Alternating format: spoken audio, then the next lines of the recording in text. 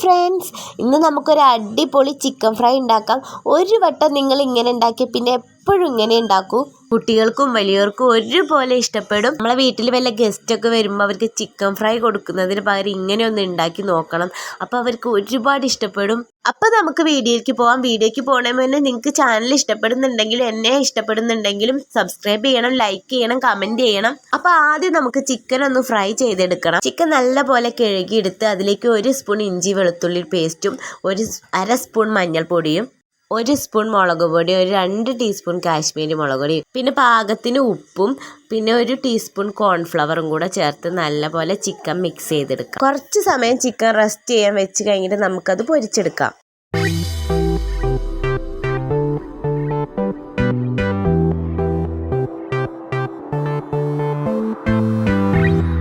ഇനി നമുക്ക് ചിക്കനൊക്കെ പൊരിച്ച് കഴിഞ്ഞാൽ ഇനിയാണ് നമുക്കൊരു സ്പെഷ്യൽ മസാല ഇതിലേക്ക് റെഡിയാക്കാം. ചിക്കൻ വറുത്ത ബാക്കി എണ്ണയിലേക്ക് ഉള്ളി ഇങ്ങനെ അരിഞ്ഞിട്ട് കുറച്ച് കരിവേപ്പിലയും കൂടെ കൂട്ടിയിട്ട് അതിലേക്ക് ഇട്ട് നല്ലപോലെ വഴറ്റിയെടുക്കാം. ഉള്ളി വഴന്ന് വന്നാൽ അതിലേക്ക് ഇഞ്ചി വെളുത്തുള്ളി പേസ്റ്റ് ചേർത്ത് നല്ലപോലെ ഇളക്കിയെടുക്കാം. ഇനി അതിലേക്ക് കുറച്ച് ക്യാപ്സിക്കം കൂടെ ചേർത്ത് കൊടുത്ത് ഇളക്കി കൊടുക്കാം.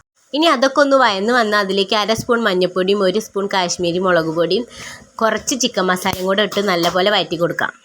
ഇനി നമുക്കതിലേക്ക് വറുത്ത് വെച്ച ചിക്കൻ ചേർത്ത് നല്ലപോലെ മിക്സ് ചെയ്തെടുക്കാം. ഈ മസാലയൊക്കെ ചിക്കനിക്ക് പിടിച്ചൊന്ന് ലാസ്റ്റ് ആവുമ്പോൾ നമുക്ക് കുറച്ച് ടൊമാറ്റോ സോസും കുറച്ച് മല്ലിച്ചപ്പും കരിവേപ്പിൻ്റെലയും കൂടെ ഇട്ടിട്ട് മിക്സ് ചെയ്തിട്ട് നമുക്ക് ഫ്ലെയിം ഓഫ് ചെയ്യാം.